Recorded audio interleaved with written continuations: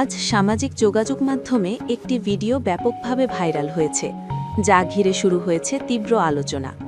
ভিডিওতে দেখা যায় একজন ব্যক্তি লাইভে এসে পুলিশের সঙ্গে বাগবিতণ্ডায় জড়িয়ে পড়েন। এই ঘটনাকে কেউ দেখছেন সাহসিকতা হিসাবে, আবার কেউ বলছেন এটি দায়িত্বজ্ঞানহীন আচরণ। কিন্তু আসলে ভিডিওতে কি ঘটেছিল, পুরো বিষয়টি জানাচ্ছি এই প্রতিবেদনে।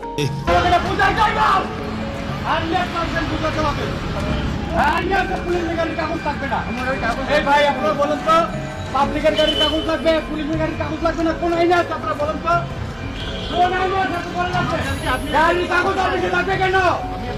কোন আইনে না কেন ভাগ্য নাই, মানে পাবলিক খালি পুলিশকে দেখাবে না কেন?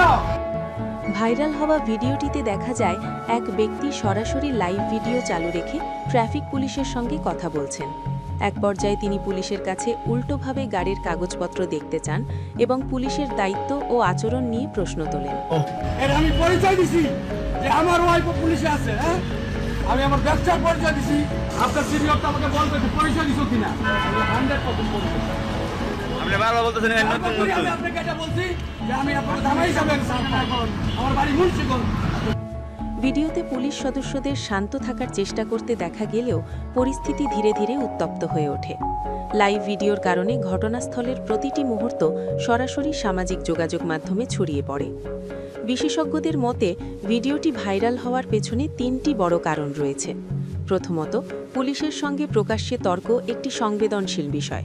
দ্বিতীয়ত, লাইভ ভিডিও হওয়ায় মানুষ মনে করেছে এটি আনকাট সত্য। তৃতীয়ত, সোশ্যাল মিডিয়ায় দ্রুত ভাইরাল হওয়ার প্রবণতা।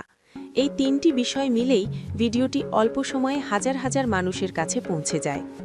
ভিডিওটি নিয়ে সামাজিক যোগাযোগ মাধ্যমে প্রতিক্রিয়া ছিল মিশ্র। অনেকেই মন্তব্য করেছেন পুলিশের সঙ্গে এমন আচরণ করা উচিত নয়। আবার কেউ কেউ বলছেন আইনের আওতায় থেকে প্রশ্ন করাটা অপরাধ নয়। কিছু নেটিজেন পুলিশের পেশাদার আচরণের প্রশংসা করেছেন, আবার কেউ কেউ পুরো ঘটনাটিকে ভাইরাল হওয়ার চেষ্টা বলেও মন্তব্য করেছেন।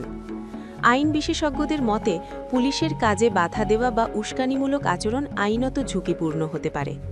একই সঙ্গে পুলিশ সদস্যদেরও নাগরিকদের সঙ্গে পেশাদার ও ধৈর্যশীল আচরণ বজায় রাখা জরুরি।